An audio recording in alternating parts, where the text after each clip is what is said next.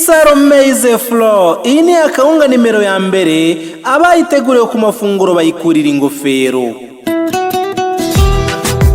Baturage mwifuza gucukubira n'imirire mibi mugahorana imbaraga mu mubiri, mbayitiyemo kutabura akawunga yitwa ISARO ku mafunguro yanyu. Akarusho kandi ni kawunga yahawe icyemezo cy'ubuziranenge n'ikigo gitsura ubuziranenge mu Rwanda, Rwanda Standard Board, ndetse n'ikigo gishinzwe imiti n'ibiribwa, Rwanda FDA. Kawunga y'ISARO murayisanga ku maduka atandukanye mu gihugu. Abifuza kurangura namwe ni mudusanga ku ruganda rwacu ruherereye mu karere ka Rulindo mu murenge wa Kisaro, cyangwa muduhamagare kuri 0788 65 14 68 tuyikugereza aho wifuza. ISARO MAISE Flour, umwimerere w'ibigori by'iwacu.